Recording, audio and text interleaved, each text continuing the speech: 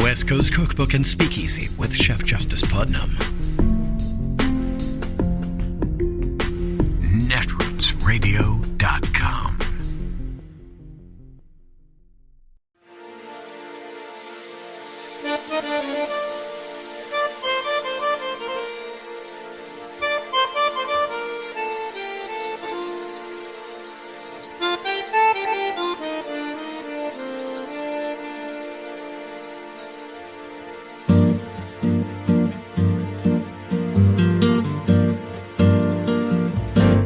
Je voudrais du soleil vert, des dentelles et des théières, des photos de bord de mer, dans mon jardin d'hiver. Je voudrais de la lumière, comme en Nouvelle-Angleterre.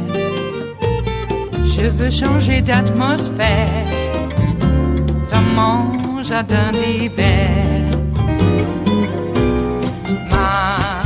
À fleurs sous la pluie de novembre, tes mains qui courent, je n'en peux plus de t'attendre.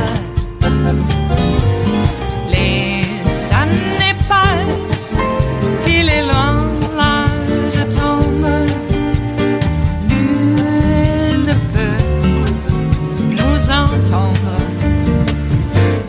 Je voudrais du Fred Astaire, revoir un latte. Glenn, we've got bombshell new reporting here about the U.S. Supreme Court, the same Supreme Court that is right now ruling on all of Donald Trump's prosecutions, concocting out of whole cloth this idea that Donald Trump has full presidential immunity, and yet now this reporting kind of casts all of that in a new light. Can you explain what just happened here? You know, Brian, we now know the corrupt lengths that Donald Trump went to try to get the people on the Supreme Court who would do essentially his unconstitutional bidding for him. And the new reporting involves Brett Kavanaugh. Now, Brett Kavanaugh had sexual misconduct allegations leveled against him. And, you know, that information made a minimal appearance during his Senate confirmation hearings after Donald Trump nominated him to be a Supreme Court justice. But we now know, courtesy of Senator Sheldon Whitehouse, whose dogged investigation for the last few years into the Brett Kavanaugh debacle just resulted in a report. And what we learned is that Donald Trump's White House all but killed the FBI investigation into the allegations of Brett Kavanaugh misconduct. So let's unravel this one a little bit. People will probably remember that there was a professor by the name of Christine Blasey Ford who leveled some bombshell allegations about some sexual misconduct by Brett Kavanaugh. And the FBI was involved in, and I'm going to put the air quotes up here, investigating some of these allegations. So what did the FBI do? One of the things they did, Brian, was they put out a citizen tip line to see if members of the public had information about Brett Kavanaugh's possible unsuitability to be a Supreme Court justice, and that tip line generated 4,500 tips, 4,500 citizen tips. What did the FBI do with those tips? You would think they would have followed up, investigated them.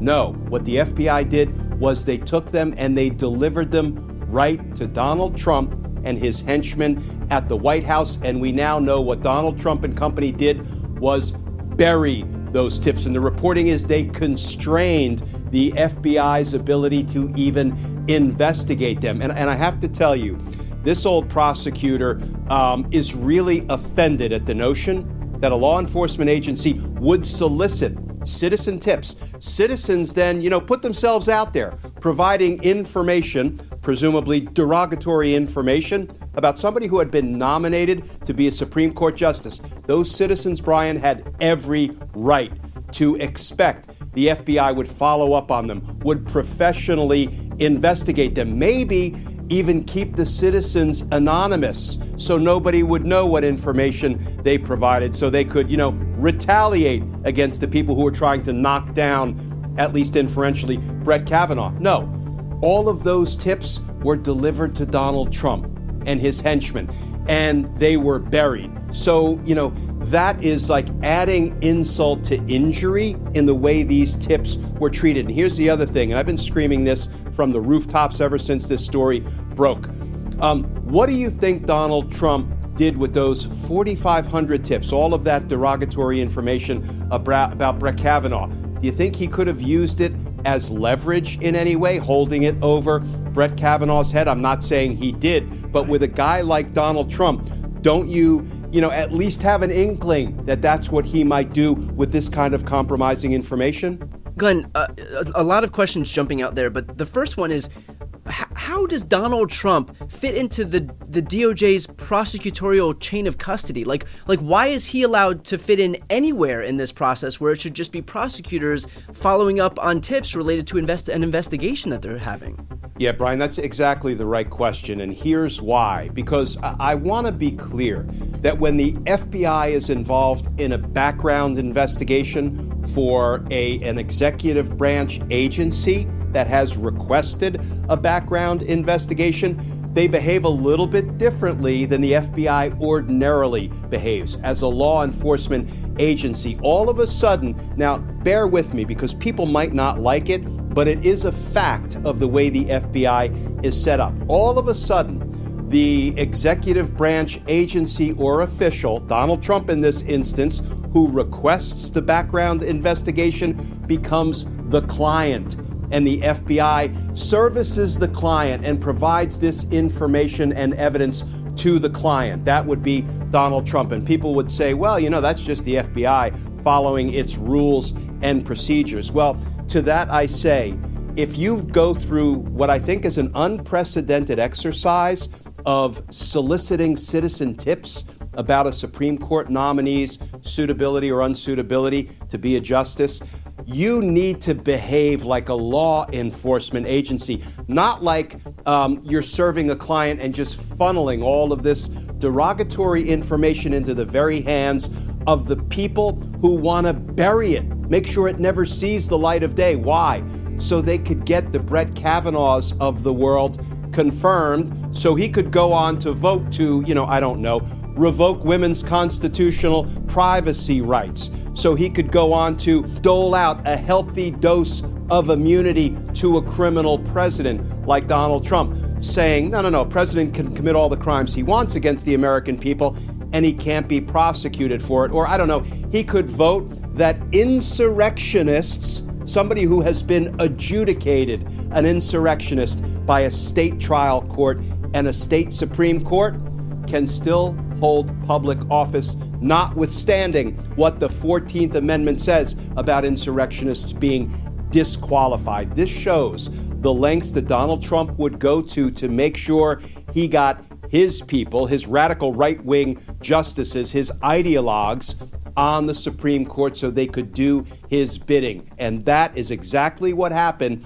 in the Brett Kavanaugh instance. Glenn, is this not just a preview of basically what Donald Trump promised with Project 2025? You brought up when you were testifying in front of Congress just a few weeks ago the implications of Trump moving forward with expanding Schedule F employees to basically encompass the entire federal government. Is this not just a microcosm of exactly that plan? Oh, this is such a perfect preview of the parade of horribles that Project 2025 has in store for the American people. This is weaponization of government at its worst, getting people who have no business being Supreme Court justices and setting, the policy for all of the people of the United States, only to have them claw back constitutional rights that the American people have enjoyed for 50 years. But that is the agenda of the Brett Kavanaughs, as, joined in by the Gorsuches and the Thomases, the Alitos, and of course the Chief Justice Roberts. Talk about a supreme disappointment of a Supreme Court justice. And let me add this, Brian. It's not only the 4,500 citizen tips that were not investigated, but rather were delivered to the very person who had every incentive to bury them. The FBI was constrained in so many other ways because they tried to do a supplemental investigation when some of this derogatory information started pouring in. But guess what? They weren't even permitted to interview Dr. Christine Blasey Ford or Brett Kavanaugh, the two most important people in this allegation. Basically, the White House reportedly clamped down on the FBI and said, no. You will not be interviewing them. You will not be further investigating this allegation. Indeed, the reporting is several other people came forward at that point with derogatory information, and the FBI was not permitted to investigate any of that. And when I say that, Brian, it feels wrong to me, because I don't know how a White House can stop the FBI from investigating allegations and reports of possible criminal activity. But because this was a background investigation and not a criminal investigation, somehow that's what the White House managed to pull off. Glenn, what does this portend if Donald Trump wins in terms of the independence of the FBI? And as a follow-up to that, why should that worry us?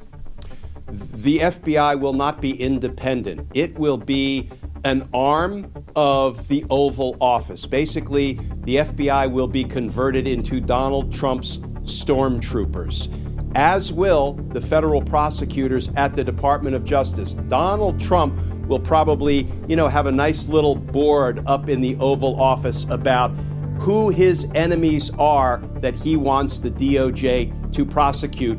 Lack of evidence notwithstanding, has nothing to do with the evidence or the due process rights of the American people.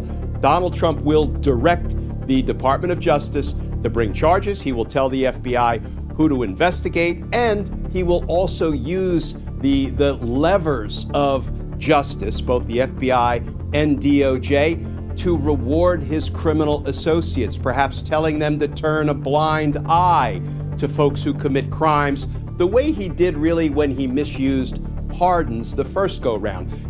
Those pardons that he gave out to Roger Stone and Steve Bannon, to Mike Flynn and Paul Manafort and others, those will look like a government official fixing a parking ticket as compared to what Donald Trump will do if he retakes the reins of governmental power, with Project 2025 being the wind at his back. All bets are off for a fair, impartial, and independent Department of Justice. All of which underscores, by the way, the importance of getting out there and voting to make sure that Donald Trump doesn't get near the levers of power again. And just real quick, as something of a public service announcement here, for those who have the ability to vote early, either in person or by mail, make sure you do it as soon as possible. Campaigns know whether or not you voted. They don't know who you voted for, but they know if you voted. And so if you know that you're going to be a guaranteed voter anyway, get out there early and make sure you vote so the campaigns don't have to spend their limited resources trying to get you out to vote, making sure to keep an eye on you, to text you, to call you. Let them free up those limited resources, that money, that personnel, to go reach out to voters who may actually be undecided, who may actually be on the fence about whether even to go and show up to vote at all. So voting early is not only a good way to make sure that you ensure that your vote is counted and don't leave anything up to the uncertainty of the USPS, or just time. We never know what can happen if we wait weeks and weeks and it gets closer to Election Day. But it also is basically a gift to the campaign because it frees up that money, those limited resources that they have, to make sure that they can reach out to voters who might, again, be unsure as to whether they're going to cast a ballot in the first place. So, Brian, can I build on that just a little bit? So not only is it a resource issue, as you just laid out for our viewers, I want to come at it from a public safety perspective. So we hear all of this chatter about Donald Trump urging people to go to the polls, to be like informal poll watchers, to see, who's showing up, perhaps who intends to cast a vote for whom. Now, that to me sounds like voter intimidation. That sounds like what Donald Trump is urging people to do come November 5. So also, I don't want to chill anybody from going to the polls on November 5 for fear of what some of Donald Trump's supporters might be up to. However, the earlier you get to the polls, the less likely Donald Trump's,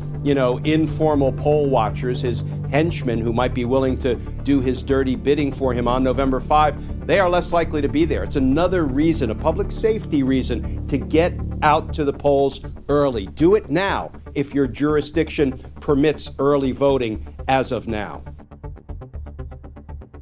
It is Friday, The 11th of October of 2024, and you are in West Coast Cookbook and Speakeasy. I am your chef de cuisine, Justice Putnam. Gunner, the English Bulldog, is our snoozing sous chef. And we will be seating you directly for our especially special, daily special, Blue Moon Spirits Fridays, because we are all Nighthawks in the Diner of Life. Hey, with all the uproar in the world and all the calamity and uncertainty, and I should also note, and the joy, the beauty, we here at West Coast Cookbook and Speakeasy may seem a bit flippant within all of that, and I want to assure folks that we're not just flippant, okay? Not just flippant. It's a lot more. It's, maybe gallows humor. Maybe. Anyway, when I mention the royal we, I'm just going to drop that right now and just say I have found that my natural inclination is humor. Humor has allowed me to survive whatevs. And I don't mean humor that's caustic but, being a little bit humorous about the condition that we're in, I'd much rather laugh about it. That's my natural inclination. I'd much rather laugh in the face of this giant lava flow coming down here to incinerate all of us. It's like, isn't that just like Black Diamond Bay? You finally get to the pinnacle of success and snap. Not you. It's the great beyond. You finally met your, the pinnacle of your existence. So, isn't that funny? I always thought it was a little funny. Yeah, maybe it's dark humor, but still. So, I felt a need, if not necessarily to apologize, but just to explain. There's some comedy shows that are going around the area at various venues and establishments that I frequent. I really don't go out to shows as much anymore. But folks, as they are wont to do these days, will cell phone video some of these shows and put them out there for general consumption or to advertise one's upcoming gig so you get a flavor of that particular comedian's comedic talent. And by and large, what I've been finding is that the humor that goes apparently over quite well here in what I call Sundown Town, Southern Oregon, which is the region of Southern Oregon. Okay. Is that the comedy likes to punch down. I always took the George Carlin, and not just George Carlin, but George Carlin was a big proponent of this and reminded folks over and over and over, comedy should be punching up. So when you're punching down on groups and individuals who are the most vulnerable, that's not funny. That's being cruel and laughing about it. So, but on the other hand, if that's the market for comedy, you can't go out there and offend the audience if they're not going to pay. You got to give them what they want. Bullshit. Excuse my French in the morning. Yeah, it's bull. All right. Punching up. That's the way to go. It's the only moral thing to do. All right. Which beggars the question, what is punching a Nazi? Is that punching up, punching down? I like to think it's just like punching lateral, a little jab here and there. Bam, bam, bam, bam, bam. And then, I don't know, how about a hook? A little right hook. A few left jabs, right hook. Or, I always liked, mixing it up a little bit, and you give them a few right jabs and then a left hook. They're not expecting that when you've been, doing the right hook a lot. Suddenly they're hit like with 3 jabs on the right, and then the left hook comes in. Bam! That's right. And that's how we win. They're so used to the right hook. You give them kind of like a left one. Mm-hmm. And the next thing you know, they're seeing a blue wave. Do you see where I'm going with this? It is Friday, after all. And it is Blue Moon Spirits Fridays. Oh, I should make note, too, to those of you who are unaware. Yes, Fridays are devoted to cocktails. But it's not just a liquid diet here in the virtual world. We have some actual substance. A little bit of meat to stick to the bones. Along with our, imbibing pleasure. So let's do it. Also, the French 77 is the cocktail of choice because it is adjudicated as the most balanced cocktail in the history of cocktails. And that's just not me saying it. Okay? But I will anyway. So there. Oh boy, alerts coming in on the smartphone. Good thing it's smart enough to let us know, huh? That's all right. Okay, so Friday. Oh my God. Let's see here. There was something out on social media. Armando asked, why would anyone put Frank Luntz on? Frank Luntz was on Morning Joe this morning. And I have the big screen TV out in the living room on. Don't ask me why. I'm like, you get up early in the morning. Let's turn on the TV. And it's just on and you're not even in the room. But I like to think the dog likes it. He has his bed underneath where the TV is. But anyway, I did mute it and then decided I'm just turning the whole thing off.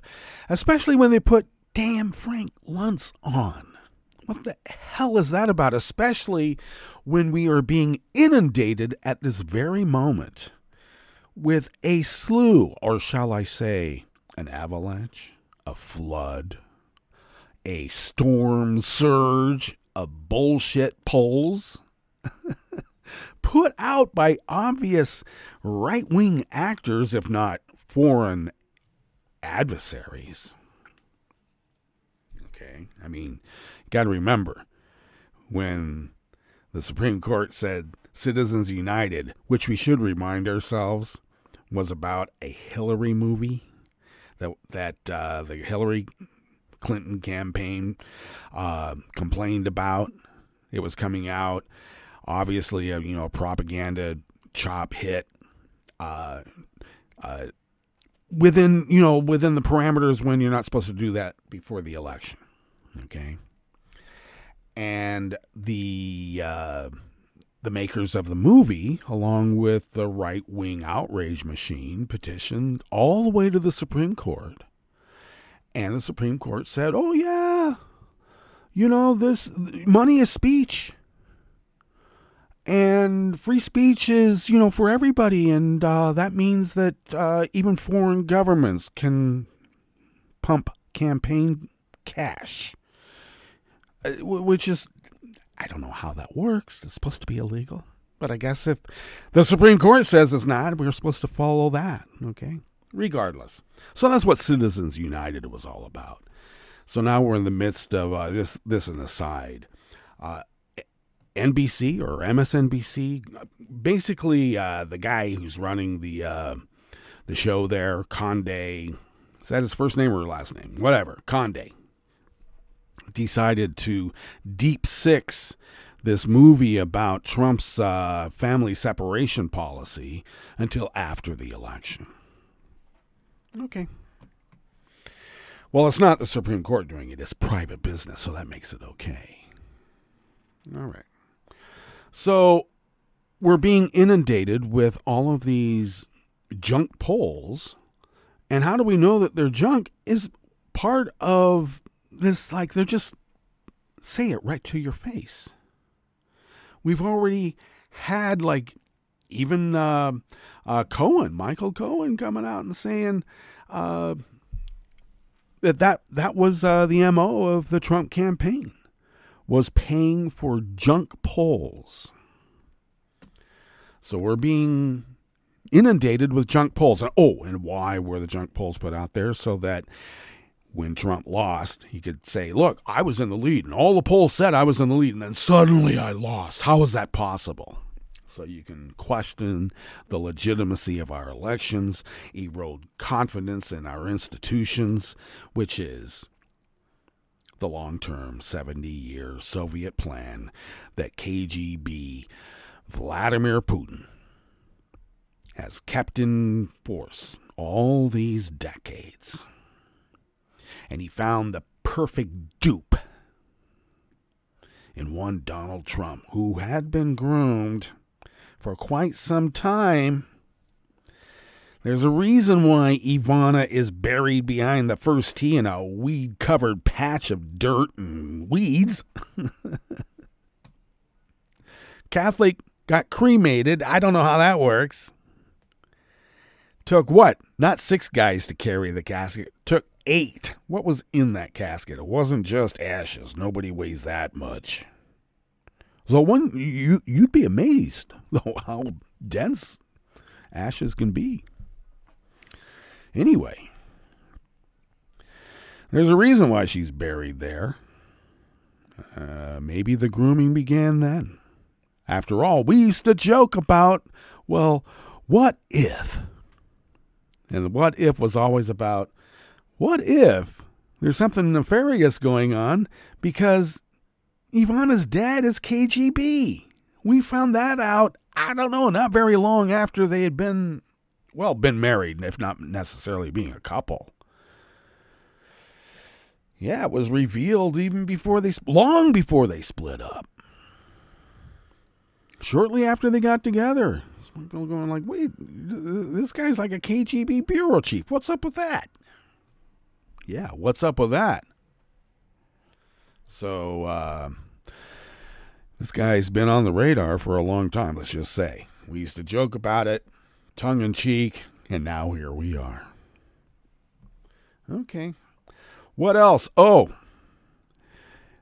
Now, I take this in 2 ways. Ineptness on Trump and MAGA, which is what am I referring to? Well, Trump is being left out of the Oregon voter pamphlet after choosing not to provide a statement. And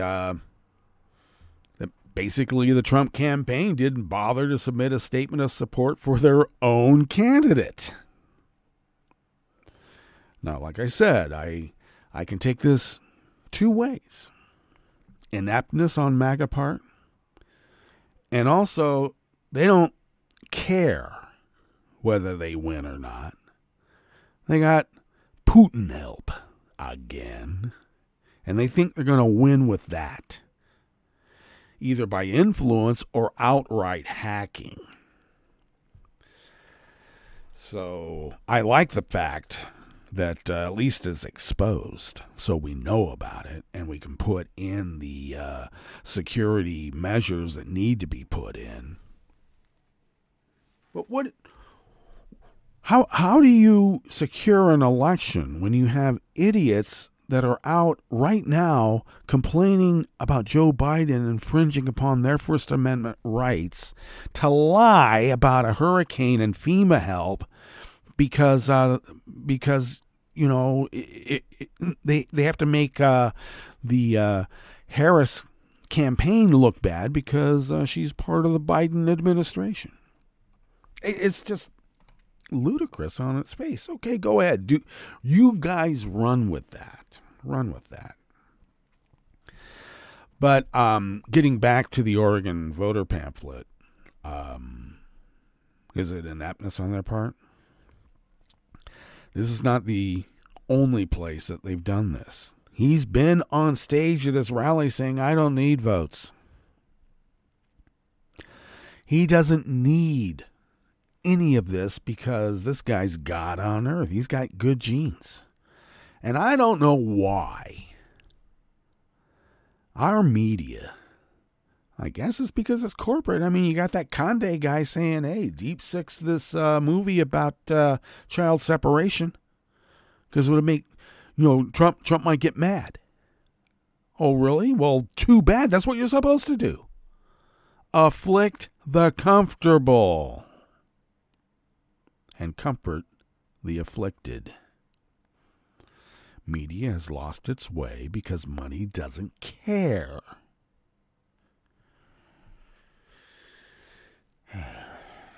Okay. Well, so then it beggars the question once again, why would anyone put Frank Lutz on? Well, because money does not care. It doesn't. All right. Well, what do we have in store for you here in the Bistro Cafe of West Coast Cookbook and Speakeasy as we're truly still at the beginning, even though we're almost at the midway point on this fine Blue Moon Spirits Fridays. Yeah, well, once again, we got that new Supreme Court scandal involving Trump and Brett Kavanaugh that's surging into the spotlight, so that's why it's being buried again. I mentioned the New York Times. They haven't mentioned it once, not even on A17. On the rest of the menu, FCC chairwoman Jessica Rosenworcel said Trump's calls for CBS to lose its broadcasting rights over its Harris interview are serious threats against free speech and should not be ignored. Trump criticized Detroit to a group of Detroit economic and business leaders in Detroit. Does he know where he is? And scientists have long urged NASA to search for signs of life near Jupiter. Now it is finally happening. After the break, we move to the chef's table where Poland tightened its visa rules as a probe confirmed the previous government's cash for visas scandal. And an appalled New Zealand defense minister issued a stinging rebuke that a New Zealand naval vessel sank because its captain was a woman. Misogyny is like rust, never sleeps. All that and more on West Coast Cookbook and Speakeasy. Bon appetit.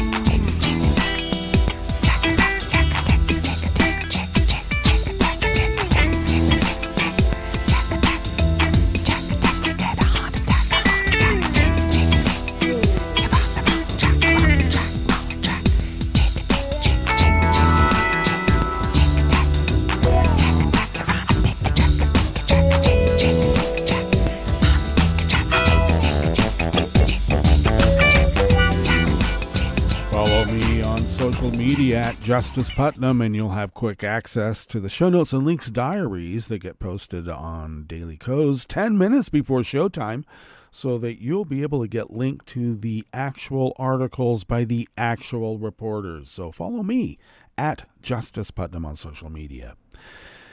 Let us now tuck into this first offering here in the Bistro Cafe of West Coast Cookbook and Speakeasy, Blue Moon Spirits Fridays, and it's by Patrick Svitek and Amy B. Wang from the Washington Post. Former President Donald Trump, I hate saying that because it's just Trump, said yesterday, Thursday, that CBS News should lose a broadcasting license over how it edited a 60 Minutes interview with Vice President Kamala Harris, even though the federal government does not issue licenses for such television networks. It was the latest example of Trump calling for media outlets that have angered him to lose their rights to broadcast. Is that American or un-American? A push that evokes government control of media, which is a hallmark of authoritarianism. The Washington Post has to tell people this. Federal Communications Commission Chairwoman Jessica Rosenworcel denounced Trump's latest call targeting CBS, flatly rejecting an idea the independent agency has ruled out under both the Biden and Trump administrations. While repeated attacks against broadcast stations by the former president may now be familiar, these threats against free speech are serious and should not be ignored, Rosenworcel said in a statement. As I've said before, the First Amendment is a cornerstone of our democracy. The FCC does not and will not revoke licenses for broadcast stations simply because a political candidate disagrees with or dislikes content or coverage. CBS has declined to comment because they're little weasels. Trump has been fixated for days on Harris's interview with 60 Minutes, which came out after he backed out after sitting for his own interview with the show. Since Harris's interview aired Monday night, Trump is focused on how it featured a shorter version of Harris's answer to a question about Israel than was shown in a clip previewing the interview. Now, it is standard for television networks to edit interviews for broadcast, especially to fit time constraints. Trump went on to basically accuse Democrats of making CBS do this, calling it election interference, and saying the party should be forced to concede the election. It hasn't started yet, you stoop. He later suggested that all broadcast license should be bid out to the highest bidder. All right, would Vlad win then, Dunny? Trump raised the issue again during an afternoon speech in Detroit, claiming the edited Harris interview, quote, will go down as the single biggest scandal in broadcast history, end quote. The FCC says on its website that its role in overseeing program content is very limited. I mean, look, Fox News is still out there. See? The agency licenses individual broadcast stations, not networks in their entirety, because apparently Trump is one of the most idiotic, ill-informed, ignorant Russian dupes that we've ever seen in the history of America. Okay. So the FCC went on and said, we do not license TV or radio networks such as CBS, NBC, ABC, or Fox, or other organizations that stations have relationships with, such as PBS or NPR, except if those entities are also station licensees. It is not the first time Trump has called for a network to lose its broadcasting license because he was not happy with what aired or with how he was portrayed. See why MSNBC decided not to run that movie? I guess they didn't want to go through this. Just last month, Trump suggested ABC should lose its license over its moderating of the debate between him and Harris. Rosenworcel also rejected that suggestion at the time. The 60 Minutes episode that was broadcast on Monday, a special pre-election episode, sparked controversy in the days before it aired. CBS said Trump pulled out of an interview with the show because it would be fact-checked, which is common practice. Trump's campaign said Trump never fully committed to the interview, but also acknowledged that fact-checking was an area of dispute.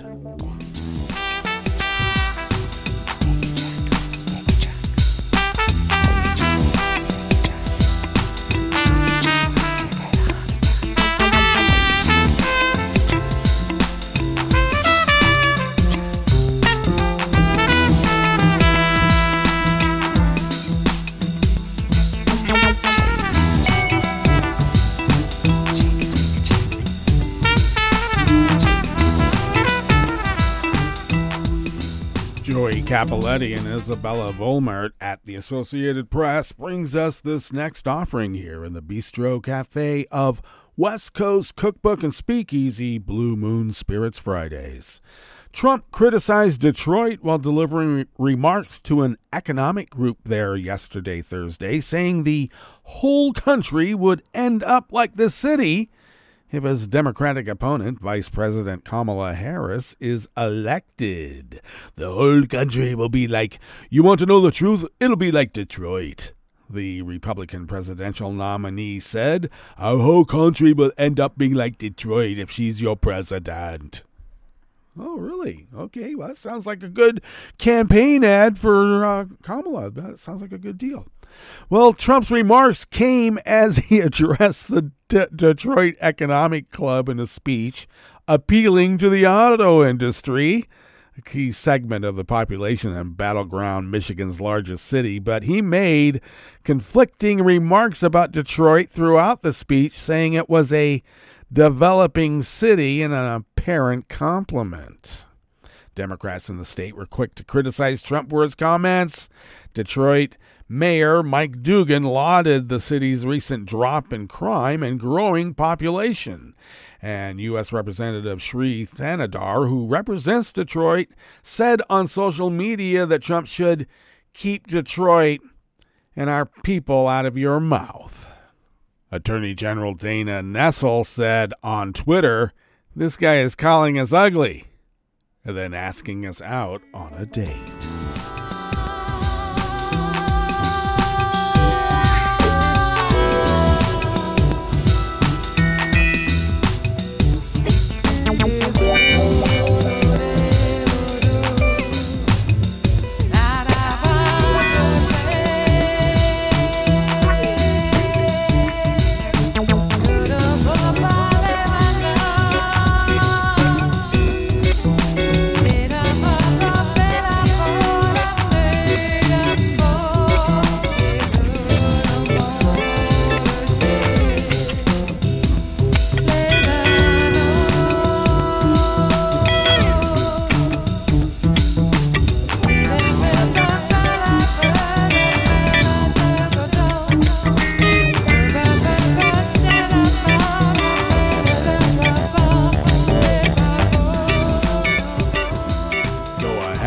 At the Los Angeles Times brings us this final offering here in the Bistro Cafe part of West Coast Cookbook and Speakeasy.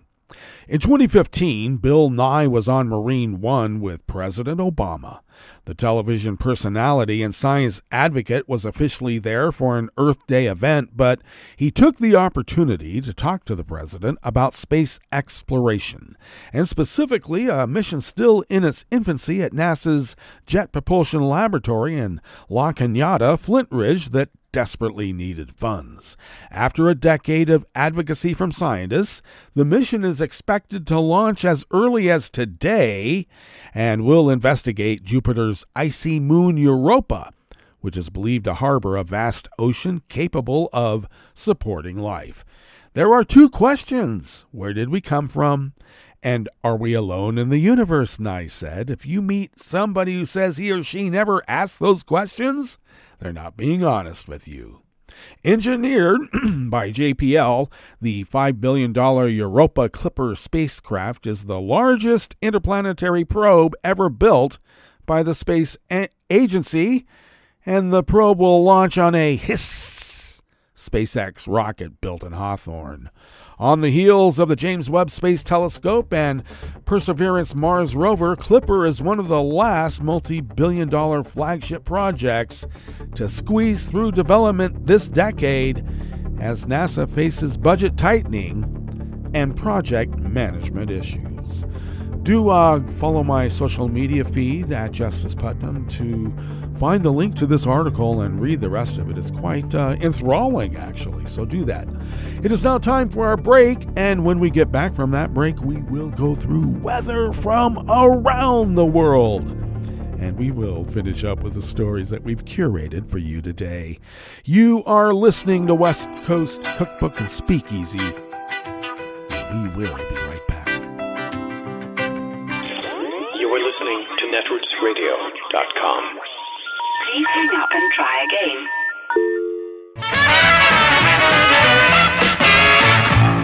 From a point at sea to the circles of your mind, a new force is at work for planetary transformation.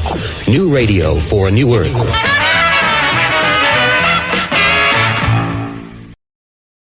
This is Take Two Movie Review. I'm Mike Friend. This week, A Critic's Dilemma. Dramatic presentations examining humanity through the lens of non or not quite human characters are nothing new. In fact, the word robot, found in the title of the new animated The Wild Robot, comes from such an effort by Czech writer Josef Kopek dating back to 1920. In this one, a transportation accident finds their synthetic protagonist, the digital human helper Rosum Unit 734, nicknamed Roz, and wonderfully voiced by Lupita Nyong'o, stranded on an island, of course populated by a variety of talkative creatures. True to its or her programming, Roz attempts offering the manufacturer's stock assistance to the incredulous creatures, and while doing so, accidentally destroys a goose nest, saving only one egg. As Fox, Pedro Pascal points out when it hatches, the gosling will imprint on the first thing it sees. So, all of a sudden, Roz is a mom, and the gosling gets a name, bright bill, and a goal, being ready for the great migration with the other geese come the end of summer.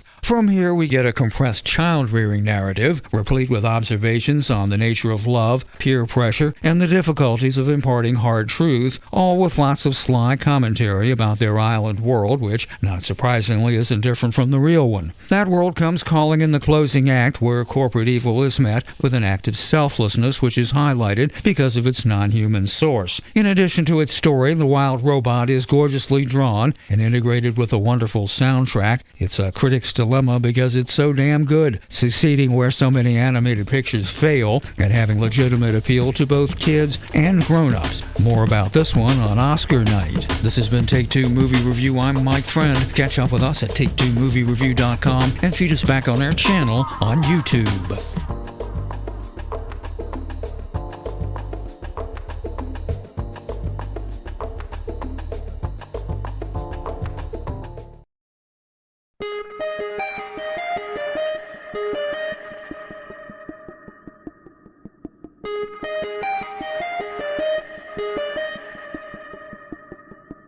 Hi, I'm Tom Hartman, and since you're listening to netrootsradio.com, show your progressive side and go to the donate button on the bottom of the homepage. It's progressives like you who power Netroots Radio and keep the progressive message beaming everywhere 24 hours a day. Just go to our donate button at the bottom of netrootsradio.com. Thank you for keeping progressive radio at full power.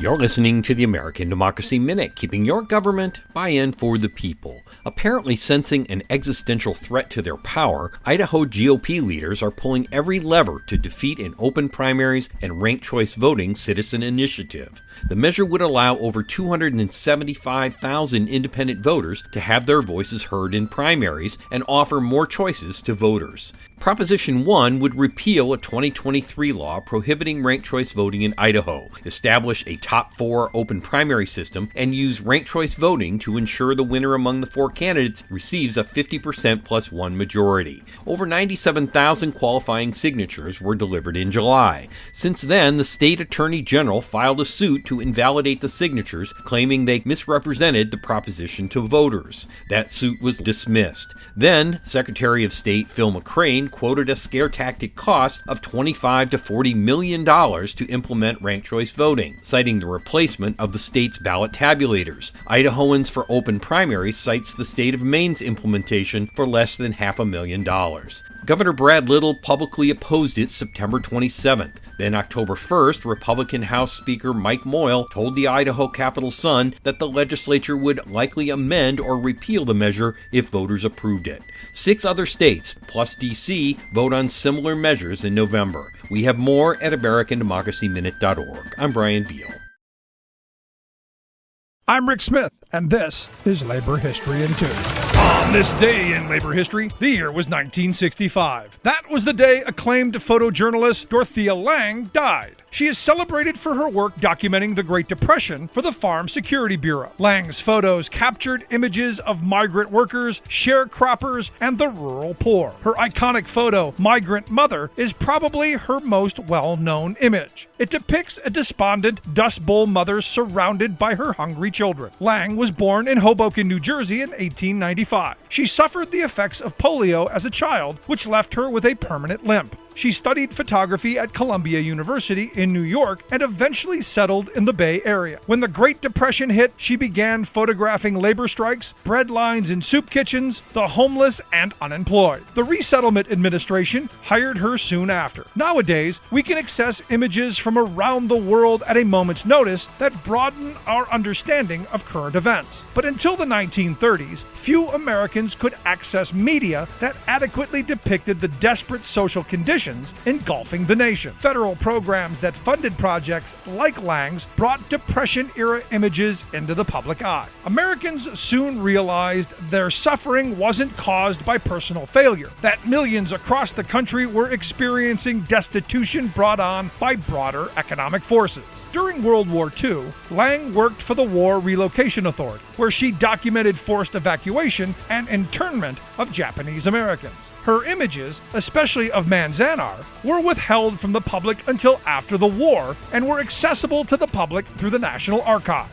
After the war, she taught at San Francisco's Art Institute and co-founded the magazine Aperture. She has been heralded as an innovator and has influenced generations of documentary photography. Like what you hear? Check out more at laborhistoryin2.com.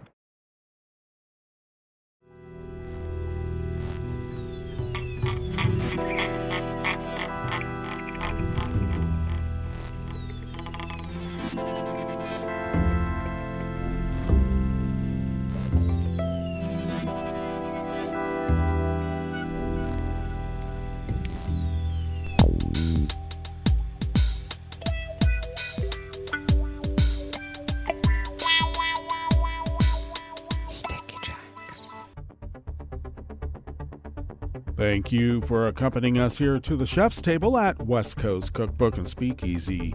Blue Moon Spirits Fridays, because we are all night hawks in the Diner of Life. We always begin weather from around the world along the banks of the Rogue River in the Rogue River Valley of Southern Oregon on the west coast of the continental United States of America, where it is currently 48 degrees Fahrenheit, expecting highs around 80, partly cloudy this morning and then becoming cloudy during the afternoon. Winds will be light and variable, cloudy overnight with lows in the low to mid 50s, not too bad. Winds out of the southwest at 5 to 10 miles per hour, then partly to mostly cloudy tomorrow with highs in the upper 70s, low 80s. Winds light and variable, and though that weather pattern will hold through Monday, and it looks like we have a spot of rain coming in on Tuesday, still forecast, and continuing for most of the week. We'll see if that changes over the weekend. Ragweed pollen is the pollen of note here in our town of Rogue River, and it is rated moderate. And the air quality index for the region is in the good range at 15 parts per million. That daytime UV index, though it is in moderate, has now ticked down even one more level to level 3. Fall is upon us. Barometric pressure is holding steady at 29.99 inches. Visibility is at 9 miles. And relative humidity is at 79%. Weather from around the world is brought to you by a crowd of crowdsourced weather stations that a crowd crowdsources from around the world, and that is the Weather Underground. London is 55 degrees and sunny. Paris is 58 and sunny with a moderate warning for flooding. Rome is 75 degrees and fair. Kabul is 61 and clear. Hong Kong is 68 degrees and cloudy. Tokyo is 65 and partly cloudy. Auckland, New Zealand is 53 degrees and fair. San Francisco, California is 55 degrees and cloudy. Chicago, Illinois is 68 and sunny with a small craft advisory. And New York, New York is 61 degrees Fahrenheit and sunny. And that is weather from around the world, brought to you by a crowd of crowdsourced weather stations that a crowd crowdsources from around the world.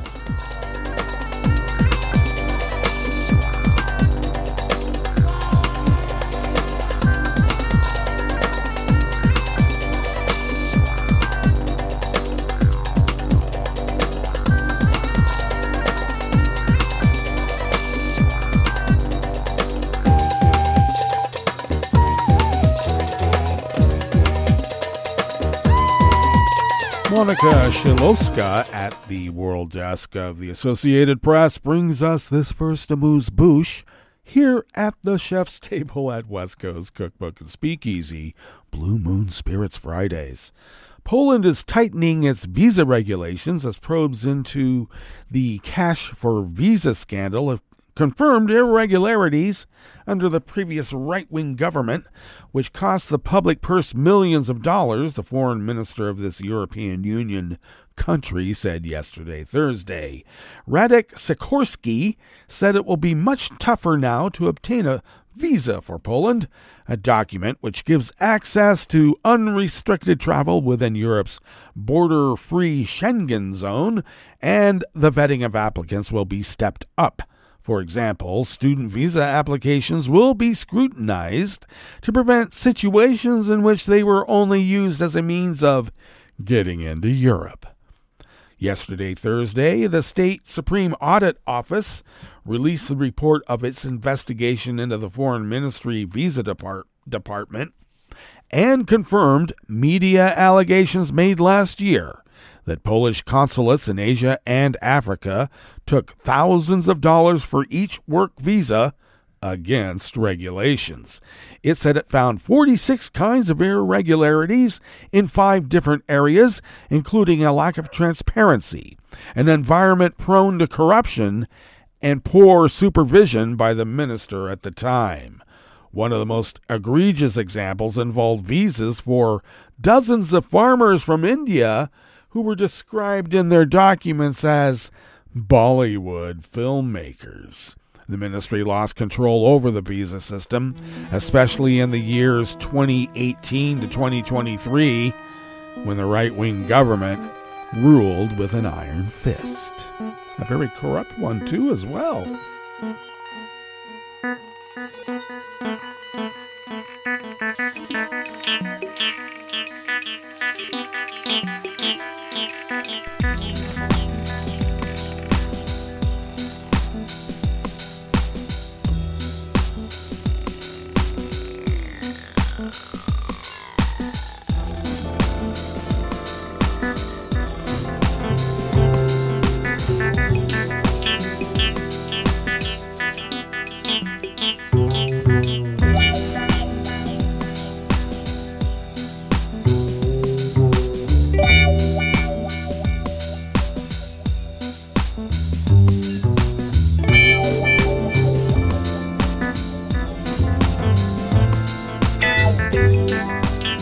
Charlotte Graham McClay at the Associated Press World Desk brings us this final amuse-bouche here at the Chef's Table at West Coast Cookbook and Speakeasy Blue Moon Spirits Fridays.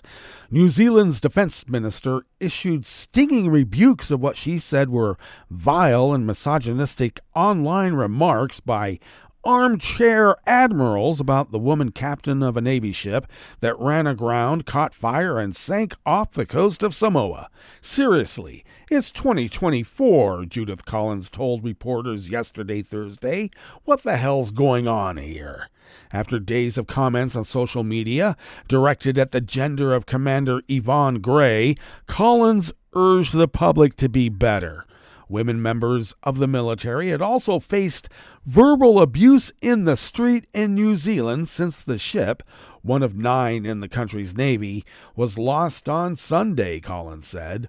All 75 people on board evacuated to safety with only minor injuries after the vessel ran aground on the reef it was surveying about a mile off the coast of Upolu, Samoa's most populous island. The cause of the disaster is not known, except there was a major storm going on at the time. And, well, we'll see. So there is going to be a hearing, as usual in these, but the misogyny runs deep worldwide, does it not? Let's stop it. All right, that brings us to the end of our broadcast period for the day and the week, but you do know Netroots Radio broadcasts on, and we will meet up here on Monday for River City Hash Mondays. So do stay tuned to Netroots Radio all day and all night and all weekend for all the breaking news as it breaks. And we will meet up here on Monday, right here on West Coast Cookbook and Speakeasy. Bon appetit.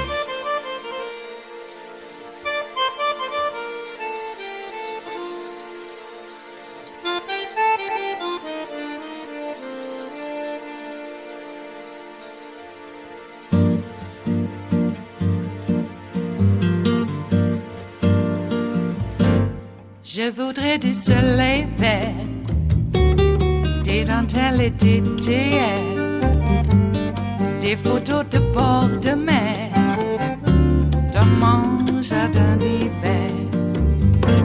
Je voudrais de la lumière, comme en Nouvelle-Angleterre. Je veux changer d'atmosphère, dans mon jardin d'hiver. À fleurs sous la pluie de novembre, tes mains qui courent, je n'en peux plus de t'attendre. Les années passent, qu'il est loin, là je tombe. Nul ne peut nous entendre. Je voudrais du Fred Astaire, revoir un latte Goël. Je voudrais toujours te plaire dans mon jardin d'hiver. Je veux déjeuner par terre, comme au long de golfe clair. T'embrasser les yeux ouverts dans mon jardin d'hiver.